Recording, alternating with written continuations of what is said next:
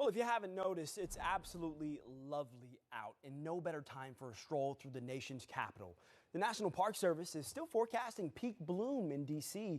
when 70% of blossoms are open between next Sunday, March 29th, and Wednesday, April 1st. The NPS says peak bloom for the cherry blossoms at Fort McHenry will be a little later than that, between Friday, April 3rd, and Sunday, the 5th.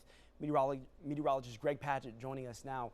Greg, I know you and I are still relatively new to the area despite how long it has felt being here, but man, that's something that I'm really looking forward to getting out to. Yes, I am as well, Bryant. We saw some varieties of flowering trees already opened up here in Baltimore as well. The trees are going to be kind of stunted a little bit this week as we see temperatures cooling back down into the 40s even on this weekend coming up. So we're going to see a big trend there with the temperatures up and down, confusing the trees as much as it's confusing the rest of us. Outside right now, a beautiful day today. Those temperatures were out there into the 70s and 80s. It felt like a late May day instead of a day in March out there for us. But we're going to see more March-like weather over the next few days for us as we take a look at what's happening outside right now. Still quite comfortable in the 70s and 80s. 85 there, the warm spot in Hagerstown.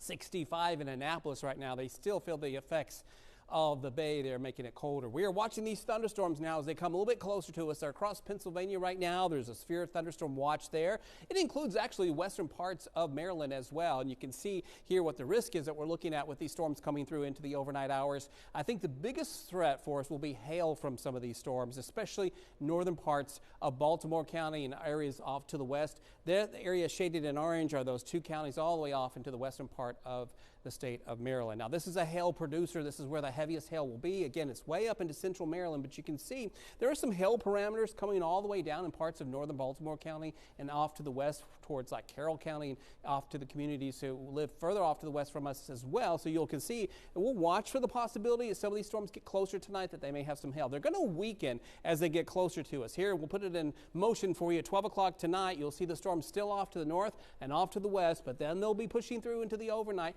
You can see some weakening trend there. That is the positive news for us as we head into early morning hours. This is 7 o'clock in the morning. You can see they're on the eastern shore and pushing off, and then we start to clear up as we head into our Monday afternoon. That is the good news. The bad news is colder weather is coming in back behind it for us, and so we will see cooler temperatures as we head into tomorrow. Temperatures out there for tonight will be in the 40s and low range of the 50s in parts of northern Baltimore County. Up in Carroll County, you'll also be about 50 degrees into the overnight. As you head out to the door for tomorrow, after the rain in the morning, we start to clear things out of there. You'll see that sunshine in the mid part of the afternoon, but only in the mid 50s. So about a 20-degree temperature drop for tomorrow. Over most of the state, you can see how cool it's going to be for us across the board into the 50s, just a few 60s in extreme southern Maryland. These are some select temperatures for tomorrow for communities around the state. You can see there 54 Annapolis and 57 degrees at Fort Meade into the afternoon. We're under partly cloudy skies. That 7-day forecast coming up in just a few minutes. This is the Maryland cast. You'll see temperatures in the 40s in the mountains